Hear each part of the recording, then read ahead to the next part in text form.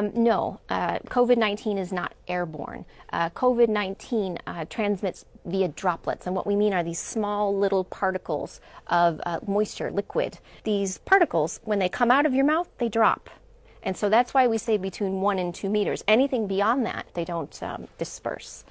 So no, it's not airborne. It's through close contact and through respiratory droplets. But the one thing I should say is that in healthcare facilities, we do tell healthcare workers that when they are treating patients, very sick patients, where they have to intubate them, and sometimes you have particles that could be dispersed much further than just that 1 to 2 meters.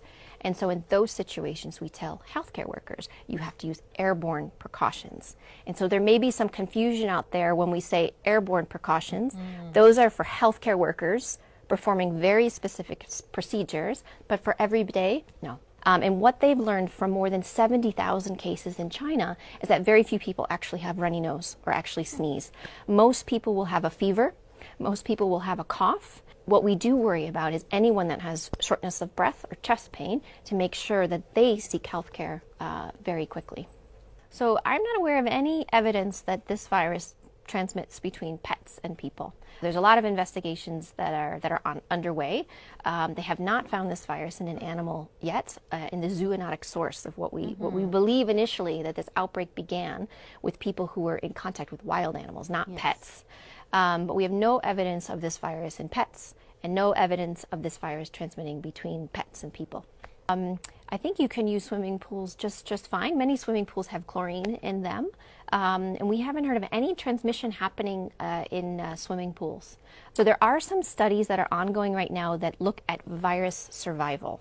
We don't have the full results yet, but what we know from other coronaviruses like SARS and like MERS is that on packages, on certain like cardboard materials, that it doesn't last very long. What is important, though, on certain other surfaces like plastic, that the virus can be inactivated by disinfectants. So if you want to know more about disinfectants and disinfecting your surfaces, go to the WHO site, go in and look at the guidance. You'll find it under coronavirus, and you'll find all that information there. Just because you have a fever and a cough doesn't mean that you're infected with COVID-19. That's really important. It's also flu season.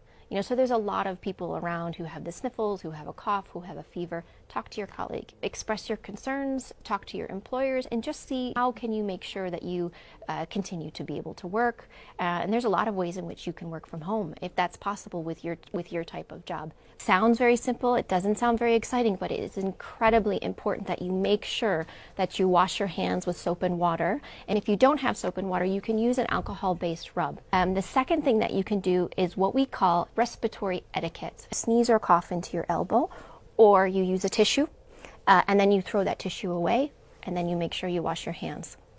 And the third thing that is really important is to educate yourself. So make sure that you have the latest information from WHO, from trusted sources. This is a rapidly changing situation, and so the more we learn, the more we want you to know about this. And by educating yourself, you can make sure that you protect yourself and you protect your family. WHO recommends that you wear a mask if you're sick. There's a lot of things that you can do to protect yourself while traveling, and that is making sure that you travel when you're well. You're feeling well, you and your family. Making sure, again, you wash your hands a lot, you practice respiratory hygiene, making sure that when you eat food, you're eating cooked food. And so just wearing a mask in general, no, but making sure that if you're having symptoms, respiratory symptoms, that you wear a mask. And what happens if you're, say, coughing into your mask and it gets very wet at the front? You need to replace your mask. If you don't touch the front, you take them off from the sides, discard them, wash your hands, and put another mask on.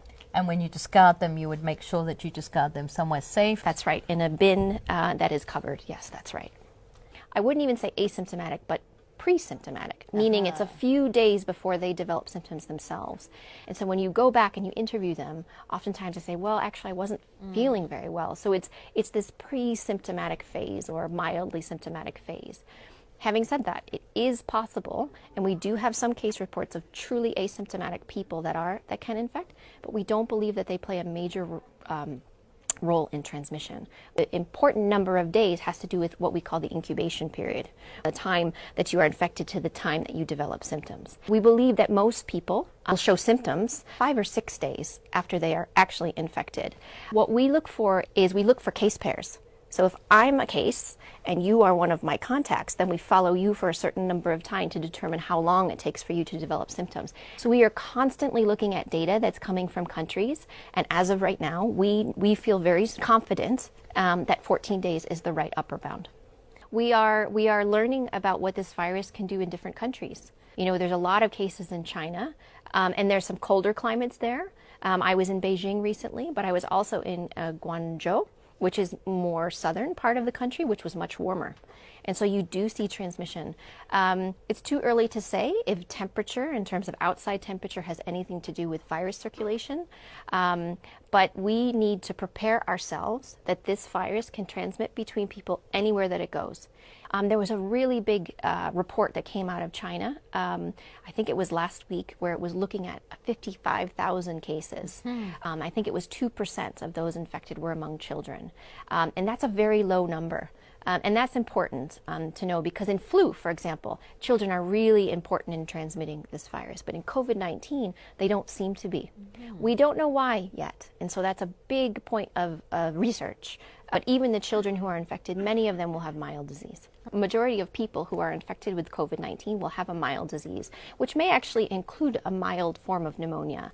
Antibiotics will not work against COVID-19 because that's a virus, but I know that you could have a co-infection with a bacteria, and an antibiotic may be helpful for that, but it won't actually work against a virus. Please come back to the WHO website and look at what we have posted. There's new postings every day, whether there are situation reports, which gives you an overview of the latest cases and what WHO is doing. There are myth busters, there are videos that can help you, teach you about, like I said, how to wash your hands, how to make sure you wear masks appropriately, and many other things. But please do continually, read about this and look at the websites and make sure you have the latest information at hand.